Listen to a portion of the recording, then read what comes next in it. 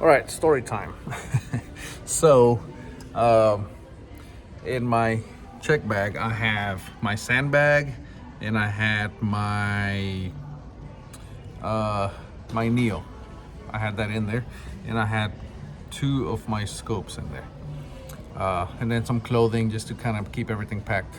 So, and I've carried that bag through many times before. So I go to TSA, and they said, that bag won't go, it's too heavy. I said, okay, well, what's the limit? They're like, well, we have to bring a supervisor. So, and they say, well, he'll be here in a little bit. I said, okay, fine. So, supervisor shows up, looks at the bag and says, it's too heavy. I said, okay, so what's the limit? Just so I know. And supervisor says, well, it's too heavy. I already told you. I said, I know what you told me, but I want to know what the weight limit is so that I know going forward not to exceed that weight. And supervisor says, well, it's more than a couple of pounds, so I'm not gonna let it through. So there's no weight limit, okay? That's the bottom line. There's no weight limit. And I know because I looked, I've checked. So the supervisor says, well, you can surrender the item or you can check it. I said, I already checked all my bags. They're going all the way to South Africa. It's $200, it's bottom line, each way.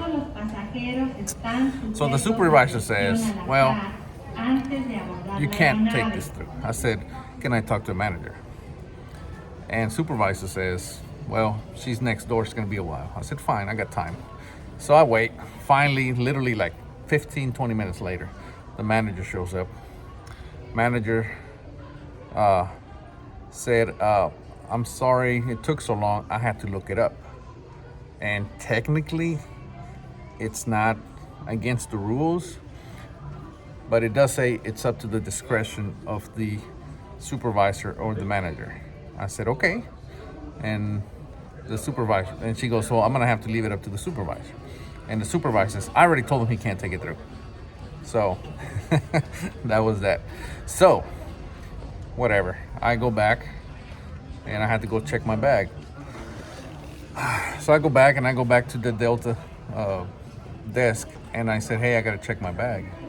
And they said, well, you already checked your bags. I said, I know, but they wouldn't let this one through because of my sandbag. And the lady goes, what do you mean the sandbag? I said, yeah, the sandbag. She's like, show me the sandbag.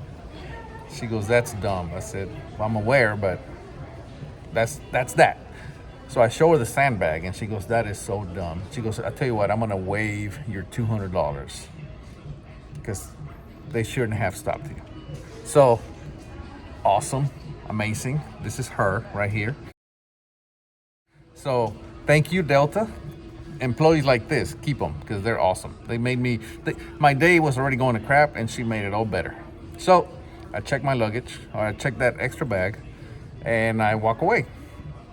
I go back to TSA, which I had just came from, and when I first got there the first time, there was a guy at the x-ray, and he said, oh, he's got two scopes and a sandbag, and he told the other guy, be careful.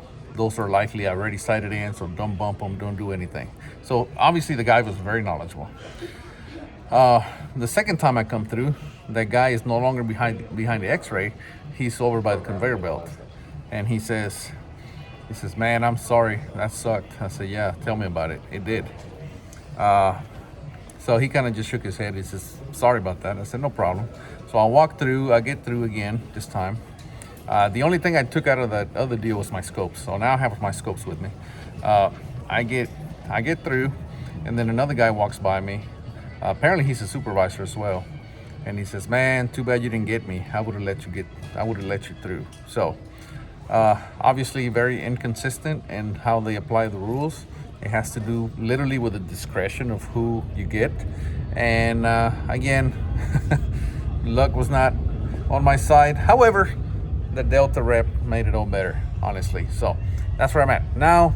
Just gonna wait for my plane, and we're gonna head over to Atlanta. That's where I'm gonna meet the rest of the team, and then from there we go to South Africa.